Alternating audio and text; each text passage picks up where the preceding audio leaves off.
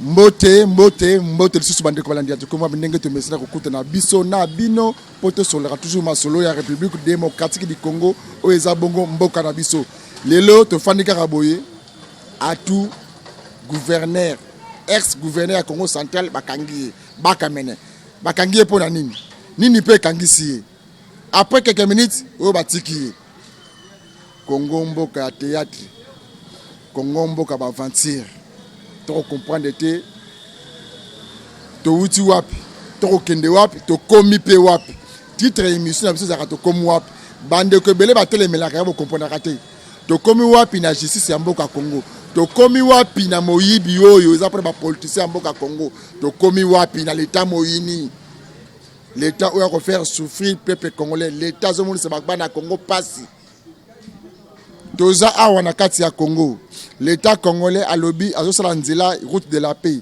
matete kise soti commune ya Mongafula 6 km nzela esalama kaka 2 km 4 km ni osumbongo ekenda wapi mbongo ya nzela de la paix 4 km mbongo ekenda wapi nzela continuité ya route d'état homme 30 Mbanzalemba obimi kisenso commune okiti matete continuité nzela na mbongo ekenda wapi ministre ite père na yoki ki ozo préparer ko tambusa ba pandisango na ba député provinciaux nationaux ya mboka Congo ya Kisasa ola seba misala ko tambola commune ya Kisasa ko tambola te o tambola combien de communes makala ko komate kimbanti ko komate nzela yango ezaka côté moko to ndenge nini lelo na ko so la bino bitekateka na bizwazo biloko ya l'état tant les bitekateka espace na Congo Kisasa na Kisasa précisément ba mayezo tonda Kisasa zo dinda parce que batongi na bisika sengi ko tongate kini bo peto komi kini solo kini salté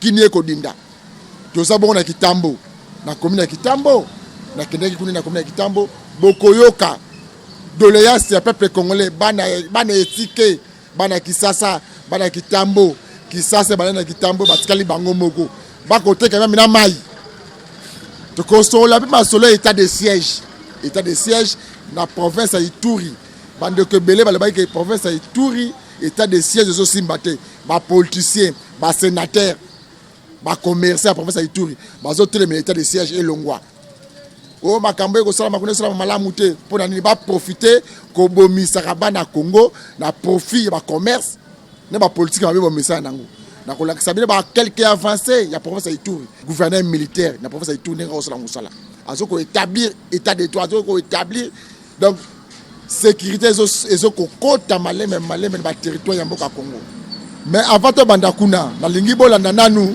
descente na biso to sa awa na commune ya Kitambo na benga ngo eza zone moko historique place moko historique pour nini parce que place tozo kitawana ba luzolo bambi ba bande ba mangu kuna ministre à justice à l'époque ba ministre belé ba zala humilié mais le oyo site wana ya Kitambo place beta ba prik site tekami nani ateki na sima ya morgue bate station nani ateki site wana to yebite Kitambo tekami na Congo na Kinshasa silence radio mais la mwana somi ekolo Congo notable comme na Kitambo Jean-Claude Dumbi alibinga ko tika simatin na yoki mbela ya ba imboka ya ba congolais ba congomani ba ko belela ngai etake notable asali bongo notable ya commune na Kitambo alibi Kitambo zo kende député provincial Kitambo te ba kombo na été bourgmestre Kitambo kombo na yeba na kate gouverneur ville de Kinshasa aza cité la détournement ya mabela ba na Kitambo comme nga notable sikana kende na yoka doléance na tia kimia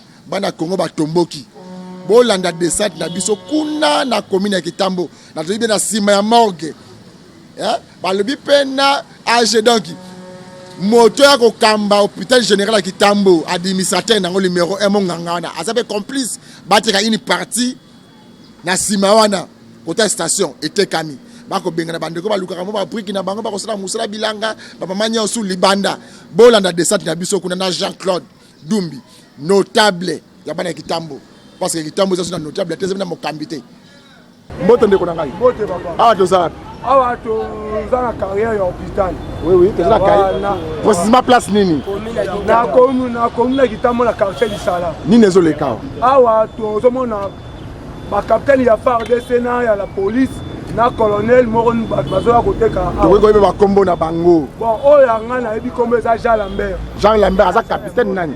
Na Jansingo bla aza capitaine de na Eric Sope na commandant Mukulu. Comme so na présence ya oyo. Oui. Yango ye mutu aye awa alongola biso to okende pe tozolonga na fimbu. Ese na mboka to. Bino osala musani nya. Nga naza wikete. Ok. Siko ozosenga l'État congolais sani pona bino. L'État congolais ayeba ko kota ko ebele ya bato to za awa. To okende wapi. Ok. Olobi yo Eric Sope aza nani? Bonjour papa. Oui, bonjour. Il y a un mouton. Obina nani? Ah, toi, on a commis dans Gitambo, on a quartier Lissala, vers station Angela, qui est de Shoprite. Awa, biso beta appris qui awa, tout est kabilo na biso awa. Donc, comme moi, babandi ko clôturer baton. Batonga de ana simakuna. Baye sou liboso awa. Yango na osenga na chef de l'État. Papa yo ke la biso mawa. Toi na place okete. Et ben là mibalo ba sa musani. Soki to bimi libanda. To tam sabana misalo. Batu ba oteka to yebi bango. Baza corrompu na ba soda de mia. Banani oui ba kombo na banani. Ba kombo na ba Jean Lambert, Eric Sope ba commandant Mukulu. Baza ebe. Bonjour mon frère. Dans la président national, il y a tous les brigadiers. Vous êtes président national. Président national, il y a tous les brigadiers, il y a ville province à Kinshasa. Ok. Moutataki place aux alliés gouverneur de la ville. À Kaboli Yango. Après si ministre affaires foncières place. Après si général Kasson Moupanjo Oyo. Après si ministre intérieur provincial. Après si place. Après si monsieur Freddy, un chinois japonais, le roi a accusé ceux qui a toyebi kombote, tous qui ne pas lobby, bah ça il est seulement cadastre pas clôturer place pour mater kango. Alors, le corps a sont mis en émerité pour l'espace oil. Bah continuer sur l'équipe la place au batiki biso awa. So ko bani depuis tout ça ba document depuis 2000 ans. Depuis 2000 ans to amikana ngo. Le corps bango basena ndenge na bango moko. Yango mo to bengi bino boya. Biso bango awa ekosi bate. To kotika bango place ko simate. To yebi vérité surtout. Ba clôturer ba kaboli entre bango na bango. To sengi ba konja moka ala so kambo. Ok maman lobi nini sikala. Na lobe boy papa. Yo sala nini ya na terrain. Ngana sala bila. Bilanga mbai nanga. Mwasi na bana nanga nafuta kalasa na zana mbai. Na za veve. Na bogula kabana na msala oyo. Mesiko yo saki babumi yango kompese biso biloko te. Ngubeke ya pamba, matebeleke ya pamba, biloko nyonso mabele ya leta. Ah babeka yango place ni place ozali. Oye na tuzabo. Oh ma papa na biso. Yo bakeli yo okengela biso. Yango wana pe toza kotosa yo. Tala sikoyo. Baza utindi la biso ba diable ba ya kubenga na biso awa. Tala ndeni tokomi. Toza pe na bana ba compagnie ezate. Eloko moko baza kosala ezate. Sikoyo soki babumili biso carrière oyo. Toko kende wapi tala bana. Batoka bazelo kwa baza kubeta ba briki. Soki bo bebe siawa. Soki bo zui. Bana oyo bakukende wapi? Bazongela musala oyo baza kusala. Musala ni kuluna. Bazongela ngo. So bafuta biso te biso atoluka na mutoki na biso awa eko miso biso to sa musala bakoma bando te ka apo biso toluka musala te biso nga sala na kuluna atika kuluna pona na boya bakanga nga yeko makambo eko maboyi na boya na yana nga koluka mbongo mais eko milelo te ka bando benga na biso seke tozongela musala kala atika kuluna akoma na beta zelo atekaka siko bokangi awa asongela kuluna ni bolingi bongo pour entrer na biso to souffrir pour entrer mutu moko oyo mboka na biso quand même to ba congolais to komona pasi boete na mboka na biso moko biso ba jeune pena ya mboka Congo to sala nini to boma nani ba tout boke te kaka opesa biso misala te to ta misala te boke biso peta mawasi to tala kami hivi bakuluna banini bobe sa réputation na biso nani ateke esika esika Chantiningo bila aza complice ya makambo oyo yende ateki awa ye loko alingi jeunesse ya Congo ekena kokufa azokisane papa Fati soni na musala gouvernement ya mboka oyo tozo tokende wapi mboka na biso mo toko mokima ba mboka msusu tokende wapi papa mkonda mboka olukela biso solution papa Quand même ça okende te toko izonga pe mabete. Bonjour papa. Ba fati to bete yo ya awa. So zo pouvoir to bete bantu. Ko to be oyo ko sunga biso. To comprendre papa. To sali mukili nini papa. Tetinga futi akaluka na to bana. Papa momi na ngase. Ah na taba bridge te to aba kopera. To yaka oluka mo safana mo kotimai. O memizelo onini ba petro ba liata matembe. To monika to vandi be batole bandi. To tuna mutu ango. Pour la Clémangèle, mama ça c'est bête. Pour la nuit, to sali bango nini. Awa mami watabimaka. Otongo tongate aromela ekaka. Combien de personnes va coucher? Combien de personnes va coucher? Ma chaîne est belle. Soit maman c'est mieux. Papa Fatina personne du Bosombo. Au but de mettre sa bouche à la hôpital. Mais tu comprends que papa moko boyer. Comment la Aïcha Lambert? Qui ma caméra? Aïe ateka zamba teka dana kati premièrement. Aïe sous son monde à Luli, aïe teka place sur le beta kapu. Que t'es comme le coin à départ. Yango, toye pa na yo, toye bisa yo. Mi ba na biso, batangi ba classe, mi sale zati. Awa to boko la kisa comme entreprise to za mutu mutu la place na beta kapu.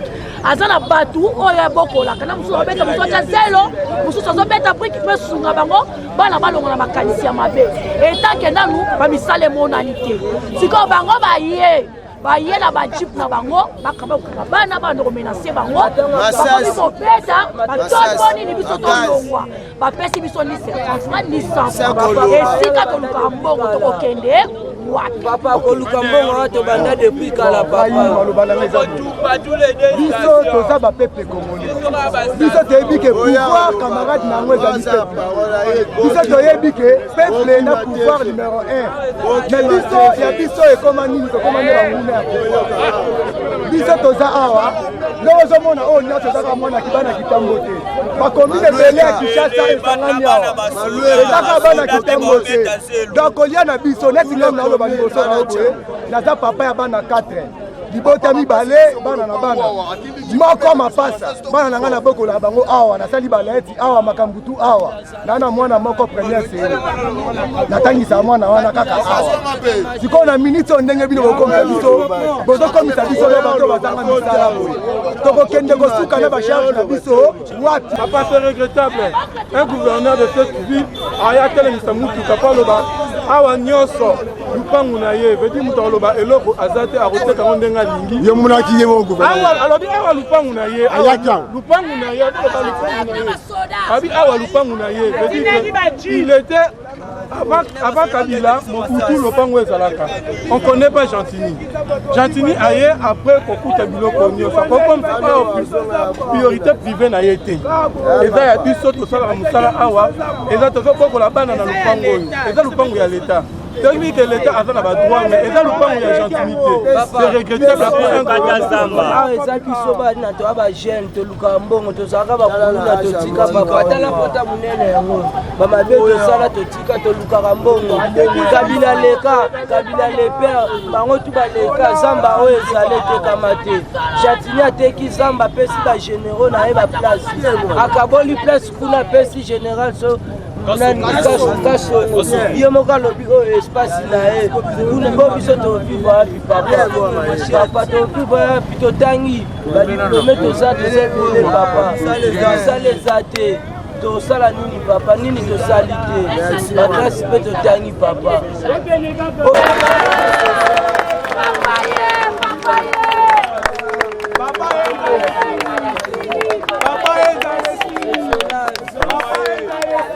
bon botere makelele sikana makelele nanu oh yokana mbote papa tomoni awa na Kitambo terrain oyo ekenda sango eza station bandeko babeta babrika awa place tozali awa eza terrain mo historique pour la ville de Kinshasa toyeba bandeko balobi place mosusu gouverneur ayaki awa etekami bato bazokita bakaboli balobi ke bolongwa awa kote ezokoma bandako ya bato yo molobeli député professeur Kitambo kombo na ye banaka te badéputé belé ya Kinshasa oyo bakima bana Congo namoni yo zu charge tokotoka message na yo mo espoir mpona bana Kitambo Bon, message d'Angezara s'adresser d'abord à la jeunesse Oyo. Jeunesse Nabiso Bazar se débrouiller. Comment on est bangondé Bazar? Bazar ba jeune, ba préféré, ba sala moussa na bango, ba sala artisanat, ba gagner fi na bango. Mais malheureusement, ba eko mona ngai ba lobi ke na site na bango, ici ba sala moussala, ba eko benga na bango parce que il faut site Oyo et servir na eloko mususu. Je pense que et que vous allez servir na eloko moko ya intérêt ya bien moko commun nde balobaka. Mais naye ko rassurer bango que en tant que molobeli na bango toyeba ensemble tout monde ba gouvernant tout monde ba kondi ya mboka oyo pour que ba encadrer bango ba tia bango na esika oyo ba koki ko sala musala na bango convenablement. Donc baza wana baza ko gagner vie na bango, il faut pas que to délaisser bango bon puisque na ndenge ezali boye ndeko oyo moni boye nayebi ye na cadre ya ba fabricant ya ba bloc ba futaka ba taxe na bango ba sombaka ba patente na bango ya ba artisan tout ça, mais toza vraiment dans l'obligation ya koyebisa ba autorité ba encadrer bango. C'est pourquoi na ye awa bayebi ngai bien naza molobeli na bango na refoncer tina suka na lobeli na bango afin que ba droit na bango ezala respecter droit pe ya gouvernement.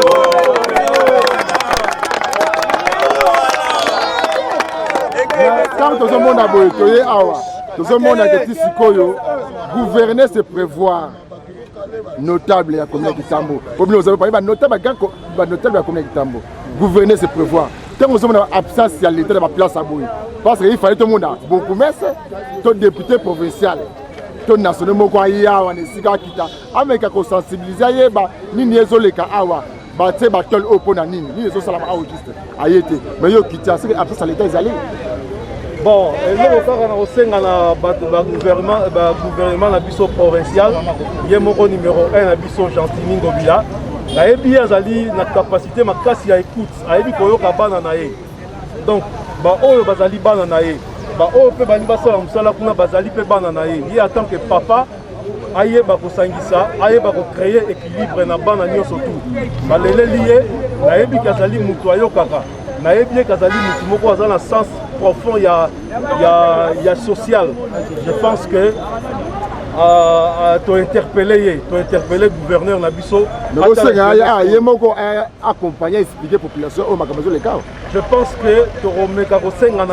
bousculé l'agenda pour assurer le peuple. Le peuple bana Kishasa, bana Kitambo, bazali wana po na yepe. Donc, bazana po sa aye bisabango. À rassurer bango et puis à me orienter bango et sika o barosala musala na bango na kimia nyo surtout. OK, merci. Basala bilanga. Abato bandaki partout nyoso biso bazali bilanga. Balongo biso balaki to kita kuna na se. To kiti kuna na se. To zaba to tanga. Hein? To tanga to sala po wala bi to dans esprit de créativité. Comme ba o bazo sa a. Bazo sala musala po lobi bayi baté. Hein? Ceux qui vont malheureux vont remplacer la sanité. Ce seront des voleurs. Hein? Vous avez mis à côté de Rwanda. Beaucoup de gens ont belé. Ce qu'on a, ils ont débrillé. Tout débrillé. Tout tangi. Mais ça les a été. Tu fais une ligne à la tête. Tu as créé quelque chose. Tu vas te ça. Tu vas te créer tout ça la bilan à la biso. Ballon à la biso tout ça la bilan. Tu vas vivre le nez là-bas. Donc on a les affaires. On vivre le nez là-bas. Ateka carrière ndambo. Nana azoteka carrière. Toyebite. Neti ate, abimate. Ate nene. Ate hôpital ya Kitambo. Yepe azala kati ya makambo. Jean Lambert, Gentini. Toyoki balobi oza place ya Gentini. Yé moko mutateki gouverneur. Toyebite. Mais quand même, toza pe banyama te toza ba congolaise. Bobenga na biso kabe ma 2 jours 3 jours bobi misabilo na bino bobi misabilo na bino. Ba yari no bateki no station. O station eza intérêt ya mboka sava. Elongo station kuna na sima hôpital ya Kitambo. Bateki. Ba komisa ngoma mapanga baki ba otela biso ba morgue na ba pharmacie. Lele komi bandako. Siko ba ye lisusu kote o lisusu biso toteka ba bengani. Papa toza na bato. Tozo vivre na ba netinga mona place na ngana za na 16 personnes. O ba betelanga brique, o ba otelanga zelo, misu ba otaka mai ya pambo ba ofute pe mbongo. azokende mpo vivre misu baza baétudiant ntongo ye asali mosala na ye bimisize oyo ateki aki afusi université siko tosala ndeni awa tolonga tokende wakishasa nyonso toboteki nga naza na zamba 21 ans depuis na kote ya 21 ans klase nazali tala na fulu kinde kopilme fulu mobima bazoclotire fulu place nga nazali eza triangle terasi aza katikati me bazokota kote bano nyonso bano bazalaki bakuluna balakisi bango mosala lelo bakumi kobeta batriki bakumi kosala mosala na bango sika bano tokende wapi tolobi na bino nasi nayebisi leta balobi bakotumba station bango oyo balobi bakotia moto na station lisusu tokupa me nayebisi leta liboso oyo ozwa solution na probleme oyo po soki eke kokoma mingi toyebisi bino te mabe ngai naza sefu na bango mokolo na bango na azi na moto ya liboso awa osalisa biso te mobulu te borevandike badroit na bino na kimia nyonso maloba na bino oyo toza koporte yango ti epai ya mokonzi akoyoka yango papa Gentili Ngovila azali papa na biso ya ville tokokomisa message na bino bokomona ye soki azwi ta te akotinda moto akoya akorassure bino me mobulu te kimia ezala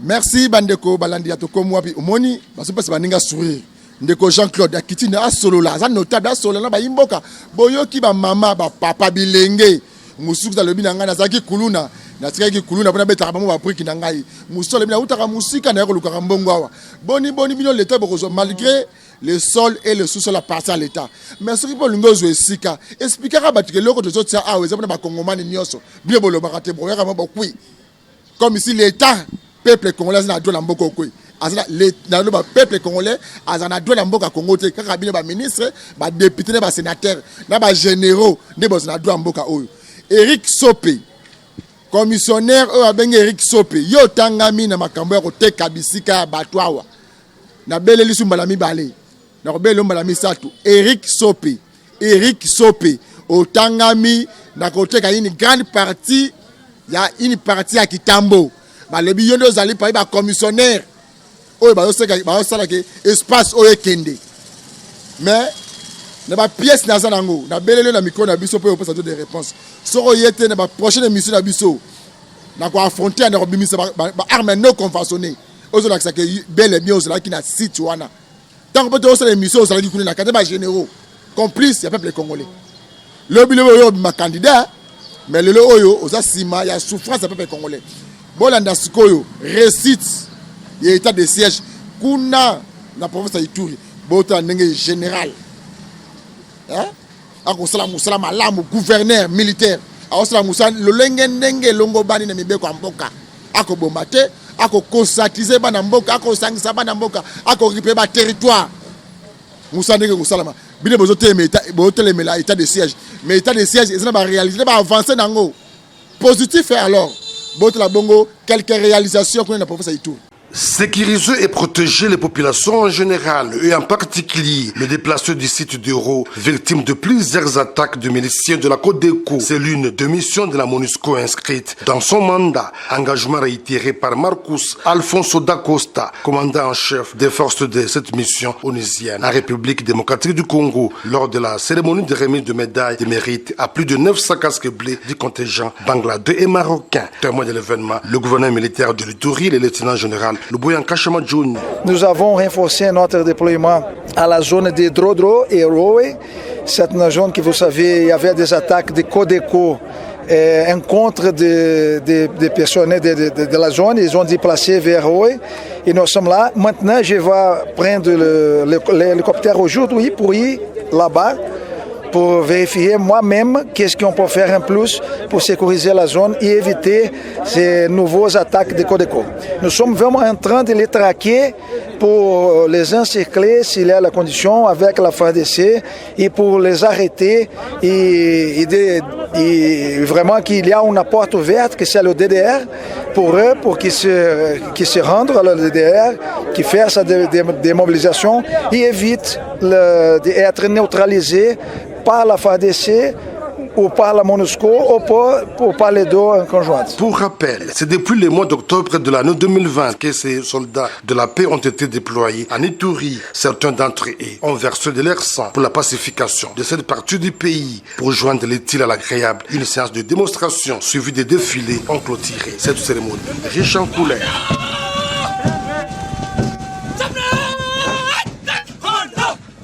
La MONUSCO réaffirme son engagement à appuyer les forces de défense et de sécurité dans la neutralisation de groupes armés, de protéger et sécuriser davantage le déplacé dans le cadre de la mutualisation de forces RDC-Ouganda. Déclaration de la chef de la MONUSCO en RDC, Bintou Keïta, au sorti d'un échange avec le gouverneur militaire et commandant des opérations militaires en Ituri. La population met son espoir à la fois dans l'autorité du pays pour redresser la situation et compte sur l'appui des partenaires. Ce que je peux vous confirmer, c'est que vous pouvez compter sur l'appui des Nations Unies et de la MONUSCO pour appuyer les efforts de l'autorité nationale, de l'autorité provinciale, puisque une expression que nous aimons bien les deux, c'est nous devons mutualiser les efforts pour arriver à quelque chose. Devant la presse, la représentante spéciale du secrétaire général des Nations Unies en RDC n'est pas allée par les dos de la cuillère pour condamner les attaques des groupes armés contre les sites de déplacés des Drodro, héros en territoire de Djougou. Ces attaques qui constituent une violation grave du droit international humanitaire, mais aussi un crime contre l'humanité. Bien évidemment, nous condamnons de la façon la plus ferme les attaques contre les populations civiles et en particulier les sites de déplacés parce que comme vous l'avez dit, il y a le droit humanitaire international qui très clairement dit que ces lieux sont des lieux protégés, y compris les écoles, les hôpitaux, les établissements religieux, etc. Tout ça, c'est vraiment quelque part dans l'ordre du sacré. C'est-à-dire que ça ne devrait pas être touché. Ceux qui, dans leur posture, ne voient aucun problème à détruire à travers leurs actes, devraient répondre devant la justice. Aussitôt arrivé en Ituri, Bintou Keïta a visité le camp de déplacés de Ro en territoire de Djougou, question d'apporter leur réponse d'urgence sur le plan sécuritaire et humanitaire aux populations vulnérables. Par ailleurs, notons que l'armée, la police et la MONUSCO ont mis les bouchées doubles pour créer la cohésion sociale entre les communautés vivant en Ituri en vue d'éviter le massacre et la guerre interethnique. Les collèges des évêques de la 88e communauté Afrique-Irlande Tchétch, conduit par Monseigneur Marini Bodo Pierre, président honoraire des églises du Christ au Congo, a eu les échanges fructueux avec les gouverneurs de la province de l'Ituri, le lieutenant-général Luboya Nkashamadjoni. Au menu de leurs entretiens, la situation sécuritaire et humanitaire du site de déplacés d'Hérault. Monseigneur Marini Bodo Pierre lance un message de paix aux populations ituriennes. Nous sommes venus ici pour nous rencontrer et voir l'état des lieux. Alors c'est comme ça que nous avons dit non, il faut d'abord arriver chez le gouverneur pour nous donner la matière qui fera l'objet de notre ordre du jour et pour que nous puissions en parler. Parce que parfois la presse dépasse la réalité, mais la situation locale est différente parfois. Pour pacifier totalement la province et espérer au développement de l'Ituri à la hauteur de ses richesses, l'homme de Dieu exhorte les confessions religieuses ainsi que le fidèle à travailler pour transformer le cœur dur. La matière principale, c'est que l'Ituri a besoin de la paix. Comment y arriver, ça c'est l'autre manière de le faire. Parce que vous voyez, nous sommes en difficulté ici. Pas de développement, les gens sont en train de fuir ici et là. Et si nous avons la paix, nous l'obtenons. Et je crois que nous pouvons nourrir une bonne partie de la province, pourquoi pas le pays. Parce que nous avons toutes les richesses nécessaires. Ici, quand vous circulez à gauche, à droite, vous voyez, multiforme. Nous sommes gâtés par Dieu. Avec l'Ituri, on peut créer la classe moyenne. La classe moyenne quitte la pauvreté, mais il n'est pas encore riche, mais il monte. Dans la même veine, le gouverneur militaire de l'Ituri, le lieutenant-général Luboya Nkashamadjoni, sollicite l'accompagnement de toutes les couches sociales de l'Ituri aux actions des forces armées pour le retour de la paix sur l'ensemble de la province. L'une des pistes de solution aux violences armées à l'est de la République, c'est aussi le désarmement volontaire de groupes armés. Voilà pourquoi le vice-gouverneur de l'Ituri a lancé ce mardi 14 décembre un atelier de sensibilisation sur les armes légères et petits calibres au profit des femmes des institutions étatiques et non étatiques, organisé par la Commission nationale des contrôles des armes légères et petits calibres, avec l'appui technique et financier de la section réforme du secteur de sécurité de la division des affaires politiques de la MONUSCO, représentée ici par Maître Rei Vwemba de la section réforme de la MONUSCO. Qu'associer les femmes au processus de paix élargit les perspectives et favorise l'ouverture et la diversité, ce qui conduit de manière avérée à une paix plus durable. Les femmes doivent être au centre de la lutte contre le trafic illicite d'armes légères et de petits calibres. Occasion pour les secrétaires permanents de la Commission nationale de contrôle des armes légères et de petits calibres en RDC de saluer les efforts du gouvernement tant national que provincial dans la lutte contre la prolifération des armes. C'est dans ce cadre que la CNCLPC, structure interministérielle, eu égard à son mandat et à ses missions, oriente son action dans plusieurs axes, notamment la sensibilisation de la population civile, la récupération des armes détenues illégalement par la population civile via les opérations de désarmement civil volontaire, la destruction des armes et de munitions jugées obsolètes, le marquage des armes appartenant à l'État et aux civils. Le vice-gouverneur de l'Ituri, au nom du gouverneur militaire, le lieutenant-général Luboya Kashamadjoni, donne des explications par rapport aux choix portés sur les femmes pour cette sensibilisation. Vous les femmes, prenez besoin de vous expliquer. Vous savez combien les dégâts sont commis par les armes, surtout les armes à petit calibre, dont la prolifération n'est pas à démontrer en Ituri. Ça fait pratiquement autant d'années que les atrocités se commettent en Ituri. C'est parce que ces gens-là détiennent des armes, et surtout des armes à feu à petit calibre. Signalons que la Commission nationale de contrôle des armes légères et de petits calibres a été créée en 2008 en RDC. Ces actions visent à alléger les violences armées afin de diminuer la souffrance de population. Merci Bandeko Balandi. Quelques réalisations. Ma réalisation positive, il y était des sièges. Tant que nous avons sénateurs, nous avons députés, nous avons habité, le territoire nous a récupéré, le secteur, le village nous a récupéré. Et ça, avantage pour la place électorale de la communauté. Maintenant, nous avons le l'état de siège, le gouverneur administratif. Nous avons intérêt. Nous avons le commerce, peuple qu'on a conduit au coup faton d'engeni. État de siège, la province a tout bel et bien positif. Gouverneur général, nous avons la maçonnerie en Boka, biso peuple congolais, nous avons avancé positif et fait ça là. Avancé non négatif. Tu boy avancer négatif, tu libre avancer positif. Continuez bien boyer. Moussa Osala Magitoko. Tu bête qui ma solo, il y a une grande espace. Pour na commune Kitambo, ndenge l'état alinga Zoyango, na sima ba quelques généraux, na quelques commissionnaires. Eric Sopé azapuna cité. Ndeko Michel, gouverneur ville de Kisasa peuple congolais, ba yimbo ka ba cité yo. Mais to lingi, to zina besoin kimia pour mboka na biso Congo. Bandeko nyonso mone oza cité na kata elema oyo. Obengi biso plateau est ouvert pour la bino sous to so la na bino to tuna ba sita ki pour na nini présence na yo to kombo na yo za cité na document pour na nini to beta bi masolo province Ituri to la sabino positivité ya état de siège musala yo ko sala malamu kuna province Ituri bonde ezalaka to la kisi bino notable moko ndeko Jean-Claude Dumbi ndenge pe azui souci pour ça conserver peuple congolais kuna toujours na commune ya Kitambo Jean-Claude Dumbi ça les de notables ya commune ya Kitambo auti ko solola auti ko conscientiser ba imboka bozo la calme ngai Jean-Claude Dumbi na telemi awa na Kitambo député provincial moko amunanité député national député provincial moko amunanité ngai notable Jean-Claude Dumbi na zuma loba na bino en charge na zoko ko ba généraux na zoko ko ba gouverneur ba député national to luka solution pour na bino bozonga boyingre na sika na bino oyo to suki après mukule mwale loti kate kimi akolonzambe eza na mabote na bino to kote mukoma lobi.